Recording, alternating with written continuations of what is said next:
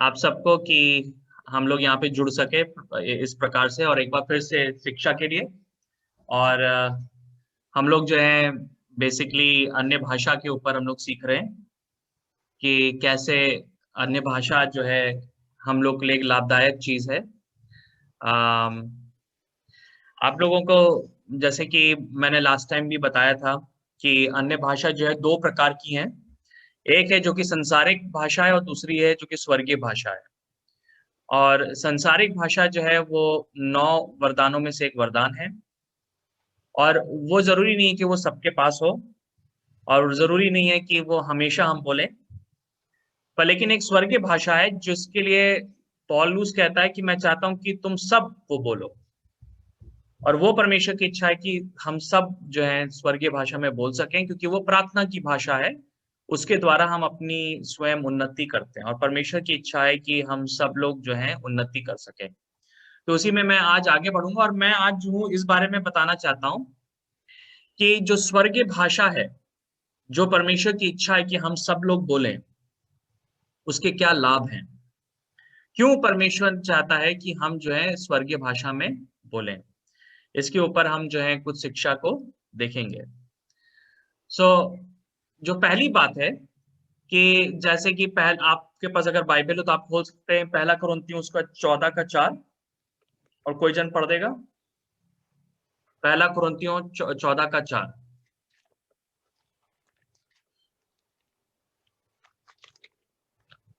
कोई जन कृपया करके हिंदी में पढ़ दे।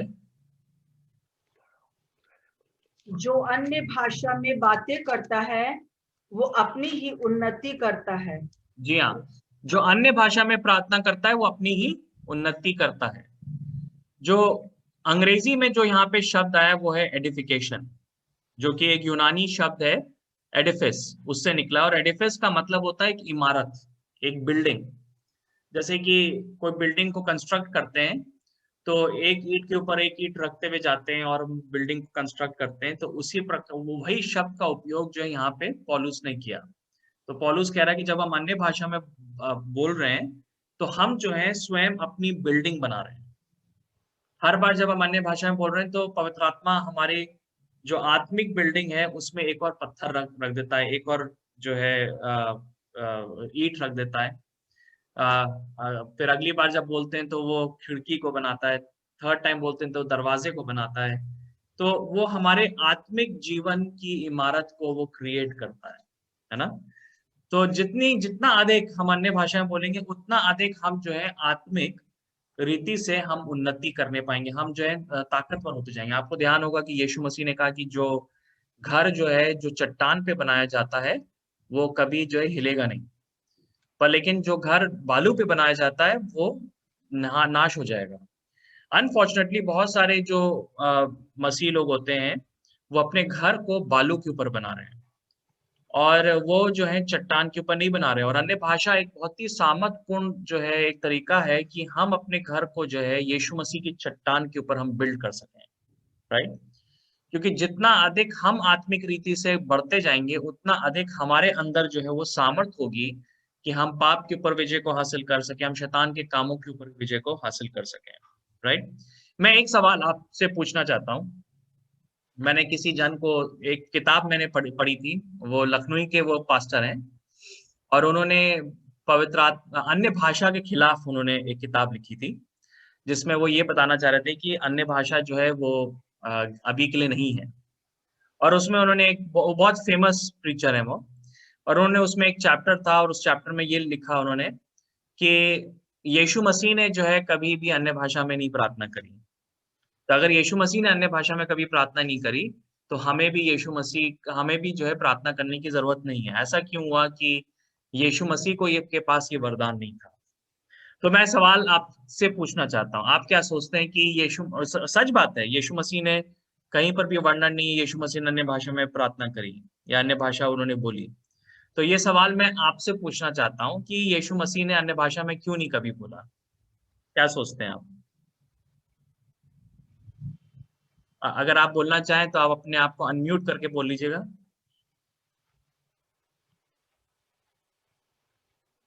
कोई जन उत्तर देना चाहेगा?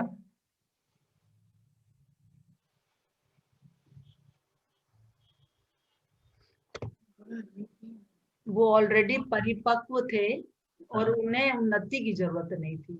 ओके, यस, बिल्कुल सही कहा। हम जॉय मामू, आप कुछ बोलना चाहते हैं? हाँ, मैं भी ये इसी इसी संदर्भ में बोलना मांगता था जिसमें श्वेता बहन ने बोला है। साथ में ये चीज कि ये जो है ये जो होली स्पिरिट का गिफ्ट है, और ये होली स्पिरिट जब it came upon the people, upon the church, then Yeah. this quality, this gift was started. So this is part of the work of the Holy Spirit, और इसलिए ये इसकी उस समय उसको जरूरत नहीं थी और जीसस को इसकी जरूरत नहीं थी। Yes, thank you. मुझे लगता है कि दोनों बात जो मामू ने और मम्मी ने बोला एकदम सही बोला, कि जो मम्मी ने कहा कि यीशु मसीह को आत्मिक उन्नति की जरूरत नहीं थी क्योंकि उनके अंदर कोई पाप नहीं था। हम लोगों को आत्मिक उन्नति की जरूरत है, हम लोगों को जो है बढ़ने की जरूरत है क्योंकि हमारे अंदर पाप है, राइट? और इसी वजह से जो है हम जो है अन्य भाषा में प्रार्थना करते हैं। और जो मामू ने भी कहा कि वो समय नहीं था, समय जो था पवित्र आत्मा का जो है यीशु मसीह जब ऊपर चले गए तब शुरू हुआ। तो दोनों बातें जो हैं बिल्कुल सही हैं, और यही बात बहुत इंपॉर्टेंट है। और इससे हमको पता चलता है कि हम लोगों को क्यों अन्य भाषा बोलने की जरूरत है। हमें इसलिए बोलने की जरूरत है क्योंकि हम पापी, हमारा जो दिमाग है, हमारी जो भावनाएं वो दूषित है। तो हम जो है योग्य नहीं है कि हम जो है अपने आप से जो है आत्मिक जीवन को जिए। हमें सहायता चाहिए पवित्र आत्मा की, है ना? हमारे अंदर एक पापी स्वभाव है जो कि परमेश्वर के वचन को पालन करना नहीं जानता। तो हमको पवित्र आत्मा की सहायता चाहिए। इस वजह से हम लोग जो है अन्य भाषा में बोलते हैं। मैं आपको बताना चाहता हूँ कि हांगकांग में एक सेवकाई है, वहाँ पे बहुत फेमस सेवकाई है, और वो लोग जो है जो नशा करते हैं उन लोगों के बीच में काम करते हैं। हांगकांग में जो है नशा की समस्या बहुत अधिक है। और मैं आपको बताऊं कि जब जो नशा करने वाले लोग होते हैं, खास तौर से जो ड्रग्स का नशा करते हैं, आप उनको रिहैब में डाल दीजिए, आप कुछ भी कर दीजिए, जो स्टैटिस्टिक्स हैं वो ये हैं कि 80%, 70 से 80% लोग जो है उसके बावजूद जो है वो नशे से बाहर नहीं निकल पाते हैं। आप उनको दवाइयाँ दे दीजिए, उनको हॉस्पिटल ले जाइए, साइकोलॉजिस्ट से मिलवा लीजिए, वो नहीं निकल पाते हैं। तो एक ये लेडी थी, उनका नाम जैकी करके था, और उनको परमेश्वर ने बोला कि तुम जो हो नशे करने वाले लोगों के बीच में तुम काम करो हांगकांग में। तो उन्होंने वहां पे एक रिहैब सेंटर शुरू करा, और उन्होंने ये निर्णय लिया कि मैं जो दवाई नहीं दूंगी। उनका जो प्लान था वो ये था कि जितने भी लोग नशा करते हैं, जब वो रिहैब सेंटर आएंगे तो हम उनको यीशु मसीह का सुसमाचार सुनाएंगे। सबसे पहले हम उनको यीशु मसीह का सुसमाचार सुनाएंगे। तो वो यही करते थे, जितने भी लोग आते थे उनको यीशु मसीह का सुसमाचार वो लोग ग्रहण कर लेते थे। वो नशा करते थे पर लेकिन तब भी वो ग्रहण कर लेते थे, और उसके बाद इमीडिएटली वो जो थे प्रार्थना करते थे कि वो पवित्र आत्मा से भर जाए और वो अन्य भाषा बोल सकें। तो हमेशा उन्होंने यही किया कि उन्होंने जो है अन्य भाषा का वरदान के लोगों को प्रे किया, और वो अन्य भाषा में से मतलब पवित्र आत्मा से भर के अन्य भाषा बोलने लगे। और लेकिन अभी भी वो नशे की आदत नहीं गई थी। नशा जाना इतना ईजी नहीं होता है। तो उन्होंने क्या कर रखा, अपने सेंटर में उन्होंने कमरे बना रखे हैं, और वहां पे वो क्या करते हैं कि ये जो लोग थे जो नशा कर रहे हैं पर उन्होंने यीशु मसीह ग्रहण किया और वो अन्य भाषा बोलते हैं, उनको वो जो है बिठा देते हैं चेयर में, और उनको वो नियम से बोलते हैं कि आप जो 1 घंटा 2 घंटा यहाँ बैठ के रोज जो अन्य भाषा में प्रार्थना करिए। और कोई वो ना मेडिसिन देते हैं, कोई साइकोलॉजिस्ट नहीं देते हैं, कुछ नहीं, और वो वहां पे बिठा के उनको जो है बोलते हैं आप अन्य भाषा बोलना शुरू करिए। और होता क्या है कि 10 दिन के अंदर उनका जो उनके जो स्टैटिस्टिक्स हैं कि उनके 10 दिन के अंदर उनके यहाँ पे 90% लोग जो हैं वो नशे से बाहर आ जाते हैं, है ना?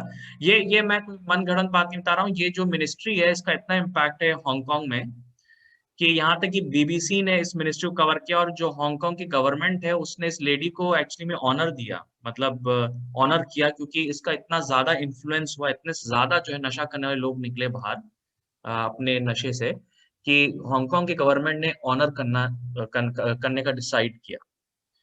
तो ऐसा क्यों है? जैसे कि पौलुस ने कहा कि मैं अच्छा करना चाहता हूं पर लेकिन मैं कर नहीं पाता हूं, है है ना।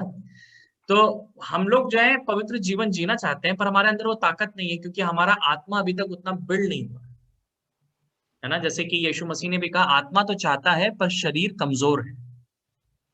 तो कई हम लोग के जीवन में बंधन होते हैं और हम उन बंधनों में से निकलना चाहते हैं, पर हम नहीं निकल पाते हैं। चाहे वो डिप्रेशन हो, चाहे वो व्यभिचार की बातें हो, चाहे वो क्रोध की बात हो, चाहे वो नशे की चीजें हो, हम नहीं निकल पाते हैं क्योंकि हम उसमें से निकलना चाहते हैं। हम स्मोकिंग हो, हम निकलना चाह रहे हैं, हम मतलब पान खाने की आदत हो, है ना, मसाला खाने की आदत हो, हम निकलना चाह रहे हैं, हम निकल नहीं पा रहे, राइट। तो उसमें क्या करना है कि हमको वो इसलिए हो रहा है क्योंकि आत्मा अभी बिल्डअप नहीं हुआ। तो हमको क्या करना है कि अन्य भाषा में प्रार्थना करने की जरूरत है रोज। जब हम अन्य भाषा में प्रार्थना करेंगे तो हम जो है विक्ट्री को देखने पाएंगे, राइट। इसी वजह से जो क्या कहते हैं अन्य भाषा है, वो एक बहुत ही पावरफुल गिफ्ट है अपने अपने जीवन में बंधनों को टूटते हुए देखने के लिए लॉन्ग रन में। हम कई बार जो है उस रिजल्ट को हम चाहते हैं कि कुछ समय में आ जाए, पर लेकिन आप लगातार उसको करते रहेंगे तो लॉन्ग रन में आप जो है एक एडवांटेज को अपने लाइफ में आप देखेंगे, राइट। तो इस वजह से हम देखते हैं कि यहाँ पे लिखा है कि वो आत्मिक रीति से हम उन्नति करते हैं, है ना। पहली चीज तो पहली बात है कि एडिफिकेशन। दूसरी जो चीज है वो यही पहला कुरिन्थियों 4:2 में लिखा है, वो है प्रकाशन। पहला कुरिन्थियों 14:2, पहला कुरिन्थियों 14:2, जो कोई जन पढ़ देगा कृपया करके। क्योंकि जो अन्य भाषा में बातें करता है वो मनुष्य से नहीं परंतु परमेश्वर से बातें करता है, इसलिए कि उसकी बातें कोई नहीं समझता, क्योंकि वो भेद की बातें आत्मा में होकर बोलता है। जी, ओके। देखिए, भेद की बातें, प्रकाशन की बातें, भेद की बातों का क्या मतलब है? भेद की बातों का मतलब है कि ऐसी बातें जो कि हम जो है अपने दिमाग से नहीं जान सकते हैं, पर लेकिन परमेश्वर उसको रिवील करे। उदाहरण के लिए, जब पतरस ने कहा यीशु मसीह को कि तुम जो हो परमेश्वर के पुत्र हो, तो यीशु मसीह ने कहा ये बात जो है तुम मांस और लहू ने तुमको प्रकाशित नहीं किया, ये बात जो मेरे स्वर्गीय पिता ने प्रकाशित किया, ये तुमको स्वर्ग से मिला। ये भेद की बात है, एक ये सुपरनैचुरल चीज है, राइट। तो क्या है कि जो पूरा वचन है वो अपने में एक बहुत बड़ा भेद है, पर लेकिन हम जो है अपने माइंड से उसको समझ नहीं सकते हैं, क्योंकि सिर्फ आत्मा के द्वारा ही हम आत्मा की बातों को हम समझ सकते हैं, ठीक है। तो जैसे कि इब्रानियों में एक जगह लिखा है, वहां पे लिखा है कि मैं जो हूं तुम्हारे हृदय की पट्टियों के ऊपर अपने वचन को लिखूंगा, है ना। जो नई वाचा के बारे में लिखा है, वहां पे लिखा है कि I will put my law in your heart and write them on your heart, है ना, कि मैं अब तुम्हारे हृदय की पट्टियों के ऊपर अपने वचन को लिखूंगा, ठीक है। तो मैं आपको बताना चाहता हूं, जब हम अन्य भाषा बोलते हैं तो पवित्र आत्मा जो है वो भेद की बातों को हमारे मुंह से बुलवाता है, पर वो भेद की बातें परमेश्वर के लिए नहीं है, क्योंकि परमेश्वर तो सारे भेद को जानता है। वो भेद की बातें हमारे लिए हैं ठीक है। तो जब हम बोलते हैं तो हमारा आत्मा क्या करता है कि उन बातों को, उन भेद की बातों को वो हमारे हृदय के ऊपर लिखना शुरू करता है, ओके। तो क्या होगा कि जैसे कि उदाहरण के लिए कि पवित्र आत्मा को पहले ही से मालूम है कि आप कल बाइबल में क्या पढ़ोगे, उसको मालूम है कि क्या पैसेज है बाइबल में। तो वो क्या करेगा, पवित्र आत्मा जो है वो आपके अंदर, वो जब बोलना आप शुरू करेंगे, आप भेद की बातों को बोलेंगे, तो जो उसका जो मतलब है वो आपके हृदय में वो पहले से स्टोर कर देगा, ठीक है। तो जैसे आपने वचन खोला तो आपने वो वर्ष पढ़ी, फट से वो जो है जो भेद की बातें आपके हृदय से आके आपको समझ में आएगा कि ये पवित्र आत्मा जो है बोल रहा है यहाँ पे। आप समझे इस बात को। तो क्या है कि इसी वजह से ये एक बहुत ही पावरफुल गिफ्ट है, क्योंकि ये जो है आपके हृदय को भेद की बातों के लिए ओपन कर रहा है, स्पिरिट की बातों के लिए ये ओपन कर रहा है ना। बहुत सारी बातें होती हैं, जैसे कि मैं आपको बताऊं कि जैसे कि उदाहरण के लिए उस दिन जो है किसी जन ने मुझसे कुछ सवाल पूछा जिसके बारे में मैंने कभी पहले सोचा नहीं था, है ना।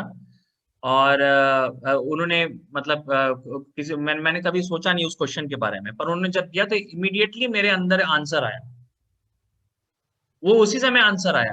मैंने जो है सोचा भी नहीं था, जब मैंने बोल दिया तो मैं खुद भी थोड़ा बहुत वो था कि अरे ये कहाँ से आ गया। अब वो हो सकता है कि कुछ दिन पहले जब मैं अन्य भाषा में प्रार्थना कर रहा हूँ तो परमेश्वर ने वो आंसर मेरे हृदय में जो है स्टोर करके रख दिया, तो जैसी वो बात उठी वो एकदम से ऊपर आ गया। आप समझ रहे हैं इस बात को, ठीक है ना। मैं ये मैं आपको बताना चाहता हूँ, जैसे कि ये जो है ना कंप्यूटर जो होता है उसकी टेक्नोलॉजी से मैं आपको समझाना चाहता हूँ। जो हमारे पास लैपटॉप्स हैं, कंप्यूटर हैं, उसमें जो वो भाषा यूज होती है, जो कि सॉफ्टवेयर जो है एक दूसरे से कम्युनिकेट करते हैं, वो जो है इंग्लिश या हिंदी नहीं होती है। वो जो है क्या है कि वो एक लैंग्वेज होती है जिसको कहते हैं बाइनरी लैंग्वेज। तो जैसे कि मैंने अगर अभी लैपटॉप में डाला अर्पण, तो वो जो है अर्पण नहीं प्रिंट हो रहा है, वो अर्पण से ट्रांसलेट हो रहा है बाइनरी लैंग्वेज में, और उस बाइनरी लैंग्वेज में वो स्टोर हो रहा है। और फिर जब मुझको कोई इन्फॉर्मेशन चाहिए होती है तो वो बाइनरी लैंग्वेज फिर इंग्लिश में जो है उसको कन्वर्ट करके मुझको प्रेजेंट करता है, ठीक है। तो क्या होता है कि जब इस प्रकार से ये चीज होती है, एक सेकेंड, या तो क्या होता है कि जब ये इस प्रकार से होता है तो क्या होता है कि वैसे ही हमारे साथ पवित्र आत्मा काम करता है कि जब हम जो अन्य भाषा में बोलते हैं तो अन्य भाषा एक प्रकार से एक बाइनरी लैंग्वेज है, तो हम लोग का जो हार्ट है वो उससे स्टोर्ड हो जाता है, और जब उसकी जरूरत होती है तो वो ऊपर आ जाता है, राइट। जैसे किसी ने सवाल पूछा तो वो एकदम से ऊपर आ गया उसका आंसर, हमने कोई वचन पढ़ा एकदम ऊपर आ गया, कोई परिस्थिति आई यहाँ परमेश्वर की आवाज को सुनना चाहते तो उस समय वो ऊपर आ गया। तो क्या होता है कि भेद की बातें जो है वो प्रकट होती है ना, कि हम भेद की बातों को हम जान सके, हम भेद की बातों के लिए हम और ज्यादा सेंसिटिव हो सके। तो इसका दूसरा जो एक वो है कि हम जो है परमेश्वर के प्रकाशन में हम ग्रो करते हैं। मैंने देखा जब मैं अन्य भाषा में ज्यादा प्रार्थना करता हूँ तो मैं उन दिनों में ज्यादा वचन को समझता हूँ। मैंने देखा कि जिन दिनों में अन्य भाषा में प्रार्थना करता हूँ उन दिनों में मैं जो हूँ ज्यादा जो है परमेश्वर की आवाज को सुनता हूँ, राइट। तो इस वजह से अन्य भाषा जो है बहुत इंपॉर्टेंट चीज है। तो पहली बात है कि आत्मिक उन्नति, दूसरी बात है कि भेद की बातों को जानना, प्रकाशन की बातों को समझना, ठीक है। तो हमने यहाँ पे दो बातों को यहाँ पर देखा। अब जो तीसरी जो बात है वो है विश्राम, रेस्ट। और उसके लिए मैं चाहूंगा, अच्छा यहाँ पे एक सेकेंड, आप अजाया यशाया उसका 28 और 11 कोई पढ़ दे। यशाया 28 का 11, यशाया 28 का 11।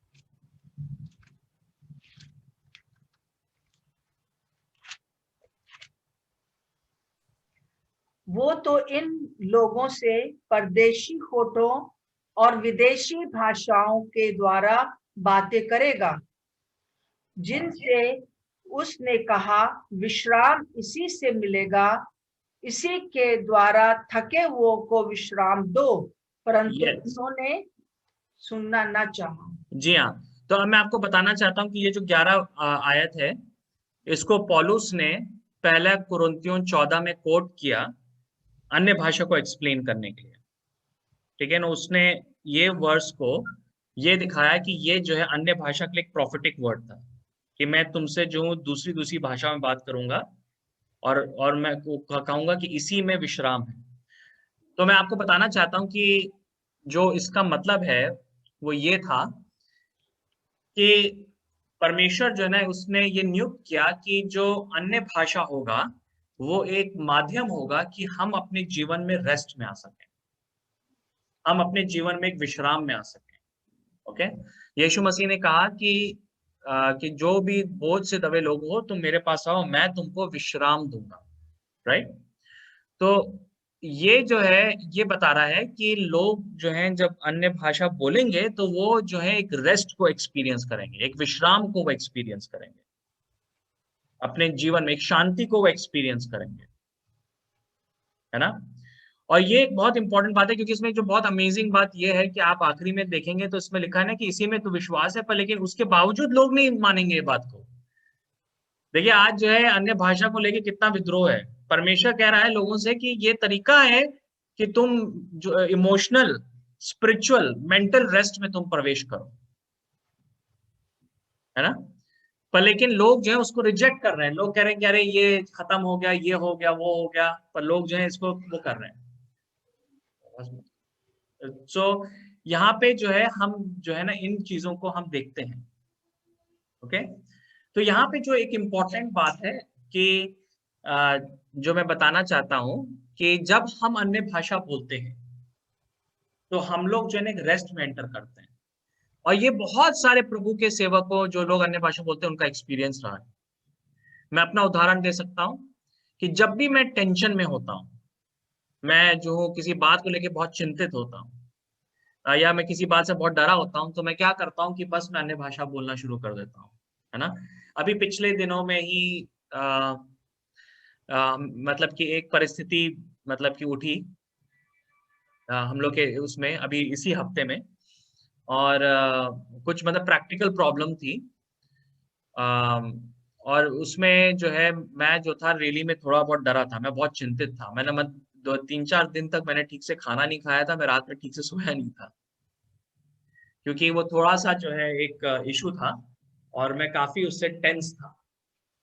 तो मैंने बस जो है क्या किया कि जब भी मैं टेंशन में आ रहा था, जब भी मैं फियर में एंटर कर रहा था, तो मैं बस जो था अन्य भाषा बोलना शुरू करता था। मैंने पिछले मतलब कि 2 हफ्तों में कई पूरी रात भर मैं नहीं सोया, मैंने पूरी रात भर अन्य भाषा में प्रार्थना किया। जब भी मेरे शैतान मुझको फियर से अटैक कर रहा था, मैं बस अन्य भाषा में प्रार्थना, और क्या हो रहा था कि अन्य भाषा में प्रार्थना करता था, कुछ समय के बाद मैं एक रेस्ट में एंटर कर रहा था। तो वो टेंशन जो है मेरे ऊपर से लिफ्ट हो रहा था, वो फियर जो है वो मेरे ऊपर से लिफ्ट हो रहा था, और उस समय परमेश्वर मुझको आश्वासन दे रहा था कि वो प्रॉब्लम सॉल्व हो जाएगी, तुम चिंता मत करो। तो हर बार यही हुआ, 3-4 दिन जो है बिल्कुल वो वैसे ही हुआ, और आखिरी में मैं आपको बताऊं कि जैसे पवित्र आत्मा ने बोला बिल्कुल वैसे ही हुआ। वो प्रॉब्लम जो है मैं कहूंगा इन अ वे मिरेकलसली वो सॉल्व हुई, मिरेकलसली सॉल्व हुई। पर तब तक जो मैंने जो शैतान मुझे जो है बेचैन कर रहा था, मुझको डर में ला रहा था, तो वो जो है उसको मैं कॉम्बैट कर रहा था अन्य भाषा से। जितना शैतान अटैक कर रहा था मुझे, वो इमोशनल स्ट्रेस दे रहा था, उतना अधिक मैं अन्य भाषा में प्रार्थना कर रहा था, और वैसे मैं जो था उस विश्राम में मैं रहा। कई बार जो है हम लोग जो है डिप्रेशन के ऊपर विजय को हासिल करना चाहते हैं, हम चिंता के ऊपर विजय को हासिल करना चाहते हैं। मैं आपको बताना चाहता हूँ कि अगर आप जो है ना रोज अन्य भाषा प्रार्थना करना शुरू करें, आप इनके ऊपर विजय को हासिल करना शुरू करेंगे। इन चीजों को आप एक पीस में एंटर करेंगे, एक शांति में आप एंटर करेंगे, जिसका इफेक्ट जो है आपके हर एक जीवन के हर एक पहलू में होगा। तो इसी वजह से जो अन्य भाषा है उसका इफेक्ट जो है ना ही सिर्फ आत्मा के ऊपर है, पर इवन हमारे माइंड और बॉडी के ऊपर है, क्योंकि आपको मालूम है आजकल ज्यादातर जो बीमारियां हैं वो टेंशन की वजह से हैं।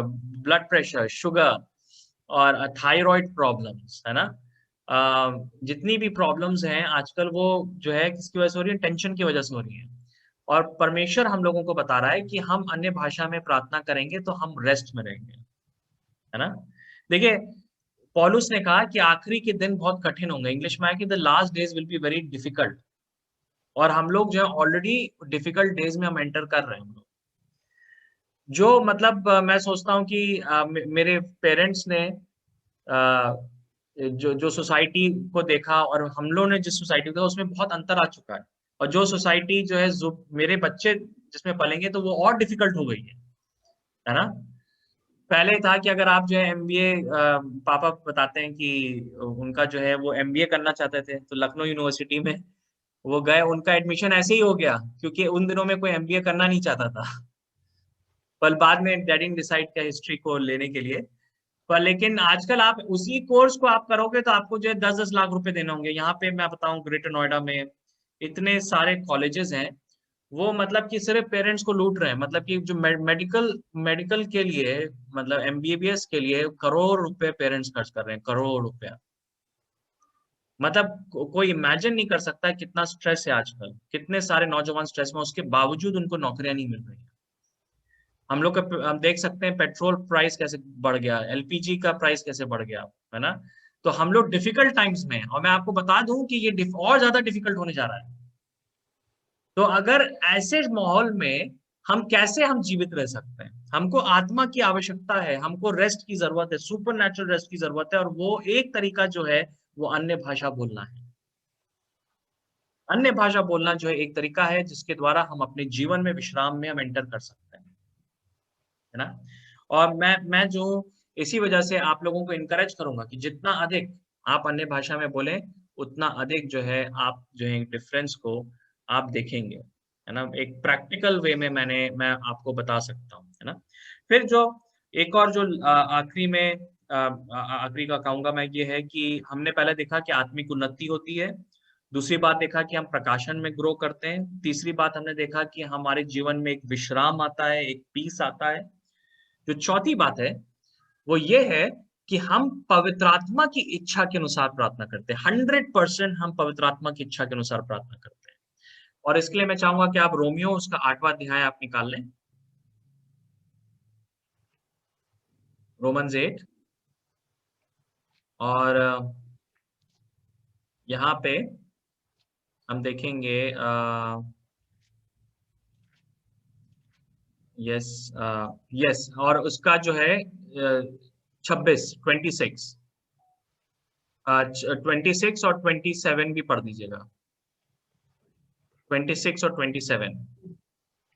इसी रीति से आत्मा भी हमारी दुर्बलता में सहायता करता है, क्योंकि हम नहीं जानते कि प्रार्थना किस रीति से करना चाहिए, परंतु आत्मा आप ही ऐसी आहें भर भर कर जो बयान से बाहर है हमारे लिए विनती करता है।